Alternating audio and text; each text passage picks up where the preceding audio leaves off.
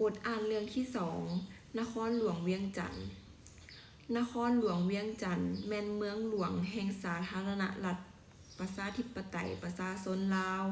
ซึ่งตั้งอยู่ภาคกลางของประเทศลาวโดยอิงตามสถิติในปี 1996 แล้วนครหลวงเวียงจันทน์มีพลเมืองจำนวน 528,190 คนในแต่ละปีก็ได้มีพลเมืองเพิ่มขึ้นภายในกำแพงนครเวียงจันทน์ประกอบด้วย9ตัวเมืองคือเมืองจันทบุรีเมืองศรีสัตนาคเมืองศรีโคตบองเมืองไซเศรษฐาเมืองไซธานีเมืองหาดทรายฟองเมืองนาทรายทอง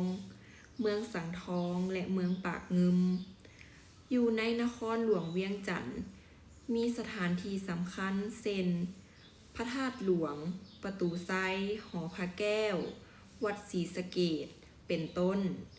และมีตลาดห้านค้าโรงฮูกเงาสถานีวิทยุกระจายเสียงสถานีโทรภาพหอพิพิธภัณฑ์กระทรวงและสถานทูตประเทศต่างๆนอกจากนั้นก็ยังมีบริษัทห้างห้าน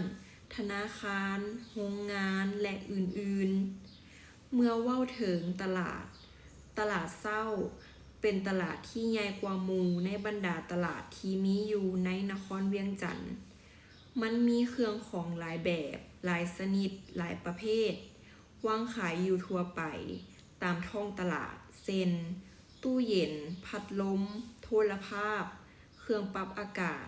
จักรหยิบเครื่องโฟมดูดน้ำเครื่องก่อสร้างเครื่องนุ่งห่มและอื่นๆพิเศษมันยังมีห้างสรรพสินค้า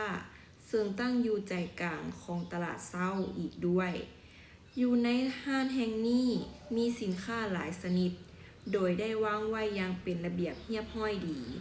ทั้งผู้ขายก็มีใบหน้าที่ยิ้มแย้มแจ่มใสคอยต้อนรับและบริการลูกค้าด้วยความเป็นกันเอง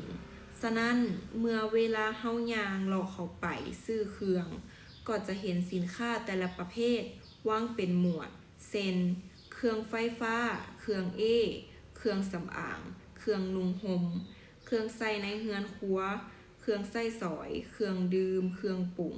และอื่นๆอีกหลายอย่างเมื่อเว้าถึง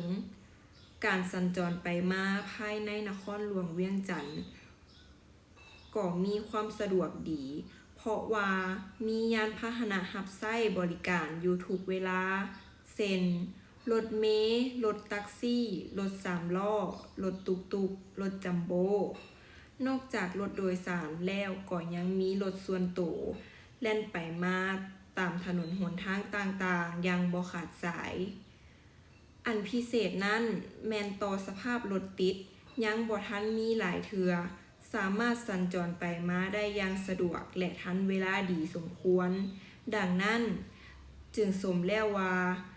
นครหลวงเวียงจันทน์เป็นเมืองเอกของประเทศลาว